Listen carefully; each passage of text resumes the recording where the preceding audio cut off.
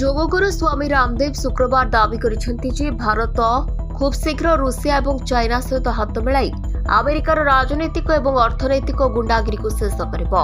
ସେ କହିଛନ୍ତି ଯେ ଭାରତ, ରୁଷିଆ, ଚାଇନା, ୟୁରୋପ ଏବଂ ବିଶ୍ୱର ମଧ୍ୟ ଏସିଆର କିଛି ଦେଶ ମଧ୍ୟରେ ଏକ ନୂତନ ମେଣ୍ଟ ଗଠନ ହେଉଛି।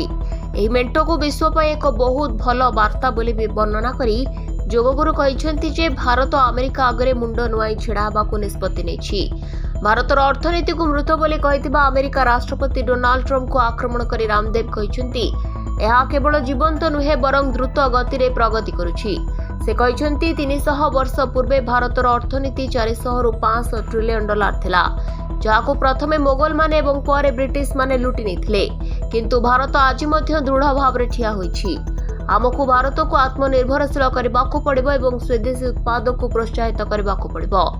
ଯୋଗଗୁରୁ ରାମଦେବ କହିଛନ୍ତି ଆମେରିକାର ରାଜନୈତିକ ଏବଂ ଆର୍ଥିକ ଗୁଣ୍ଡାଗିରିର ଅନ୍ତ ଘଟାଇବା ପାଇଁ ଭାରତ ବିଶ୍ୱରେ ଏକ ନୂତନ ବିଶ୍ୱ ବ୍ୟବସ୍ଥା ସୃଷ୍ଟି କରିବାରେ ନିୟୋଜିତ। ଯଦି ରୁଷିଆ, ଚାଇନା, ଭାରତ ମଧ୍ୟ ଏସିଆର କିଛି ଦେଶ ଏବଂ କିଛି ୟୁରୋପୀୟ ଦେଶ ମଧ୍ୟରେ ଏକ ନୂତନ ମେଣ୍ଟ ଗଠନ ହୁଏ, ତେବେ ଆମେ ଆମେରିକା ଏବଂ ଟ୍ରମ୍ପଙ୍କୁ ସେମାନଙ୍କର ସ୍ଥାନ ଦେଖାଇବୁ ଏବଂ ତାପରେ ବିଶ୍ୱରେ ଟ୍ରମ୍ପ ଏବଂ ଆମେରିକାର କୌଣସି ସାମ୍ରାଜ୍ୟ ରହିବ ନାହିଁ।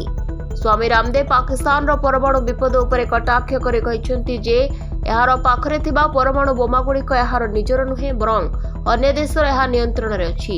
ସେ କହିଛନ୍ତି କେବଳ ଏତିକି ନୁହେଁ, ଯେଉଁ ଦେଶ ପାଖରେ ପରମାଣୁ ବୋମା ଅଛି ସେ ଭାରତ ଉପରେ ଚାପ ପକାଇବା ପାଇଁ ସେଗୁଡ଼ିକୁ ଲୁଚାଇ ରଖିଛି। କିନ୍ତୁ ଭାରତ ଅପରେସନ ସିନ୍ଦୁରରେ ପାକିସ୍ତାନକୁ ଆଣ୍ଠୁମାଡ଼ି ବସାଇଛି ଏବଂ ଏହାର ବିପଦକୁ ସମାପ୍ତ କରିଛି।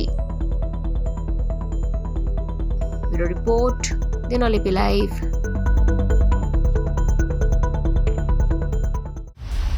दिनलिपि लाइव को एबे ही लाइक शेयर सब्सक्राइब करंतु।